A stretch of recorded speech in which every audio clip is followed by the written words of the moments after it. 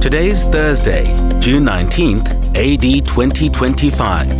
This is the Africa Review in 5, written by Joe Shoko and presented by Yamikani Katunga. Independence, a call for African churches to support African missions. The current call in African countries is for the decolonization of Africa. One African country, Zimbabwe, gained its independence from British rule on April 18, 1980.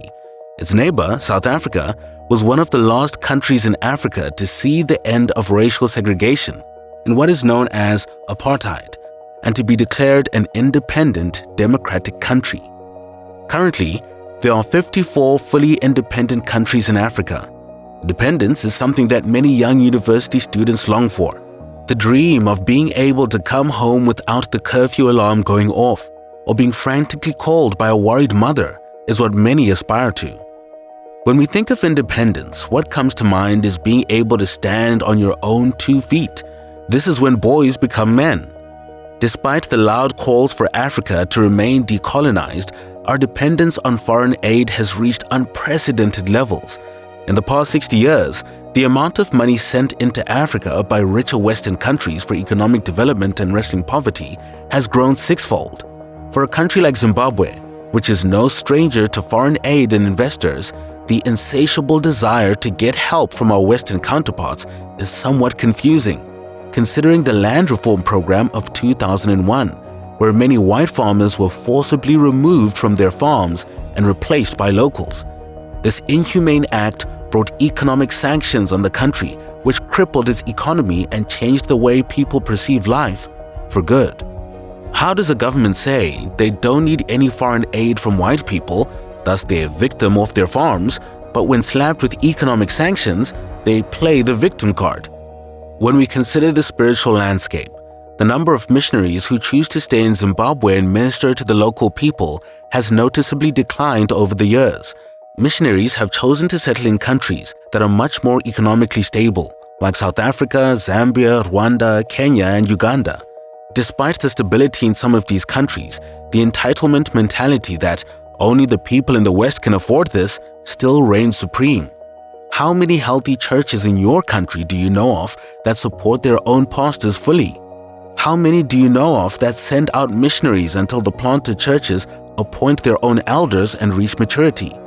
There are numerous excuses given why this doesn't occur. Here are just a few. 1. We're poor. One of the excuses given for churches failing to support their own missions work is, "We are poor." This statement is usually used by members of churches during AGMs or members' meetings. When the elders identify an area where a man and his family desire to go and plant a church, one of the first responses has to do with the notion that Africa is poor. Thus, beginning to think that a church can fund its ministry work from the offering collected on a Sunday is almost seen as delusional. Paul doesn't give ear to such excuses. He anticipated such a statement in his second letter to the Corinthians, where he was urging them to give generously in order to support the poorer churches. Paul uses the sacrificial example of the churches in Macedonia, who, in their poverty and affliction, gave beyond their means. 2. You're expecting too much from the members. Another excuse I often hear is that the members are carrying extraordinarily large burdens in their lives, such that they cannot give towards missions work. Such notions negate how some are taking their children to ridiculously expensive schools and are living in houses that one can get lost in. After all, it's not as if this expectation to give is lorded upon the members by well-meaning pastors of their own accord. It's the pattern we observe in the Bible. Someone may ask about the people in the rural areas and make a case for them not being able to afford to give anything to support their own missions. If someone has goats, cattle, and is farming crops, what stops them from selling their first fruits so that they have something to give to the work of the Lord? After all, the Bible condemns laziness, and he who doesn't work mustn't eat. 3.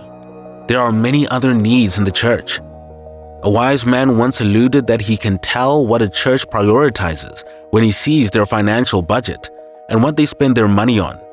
Churches that prioritize felt needs and cathedral-esque buildings over the preaching of the gospel and the importance of the Great Commission have lost the plot. A failure to plant churches using local resources comes from a poor understanding of what the Bible teaches about reaching the world with the gospel, and a shallow understanding or appreciation of Jesus Christ's death and resurrection for sinners. I wonder how many churches have taken the time to analyze their priorities. Whilst we are grateful for the overwhelming support we get year in and year out from our brothers and sisters in the West, the African church must wean itself off the mentality that the churches or the people in the West will always be ready to give towards our needs and sometimes our selfish wants.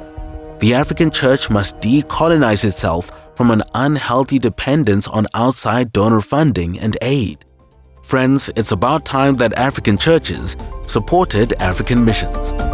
And that's it for the Africa Review in 5 on this Thursday, June 19th in the year of our Lord 2025. Comment with your thoughts on the state of African missions, and don't forget to subscribe to the Missionary Minds podcast on YouTube, Spotify, or Apple Podcasts. I'm Yamikani Katunga. Be not weary in well-doing.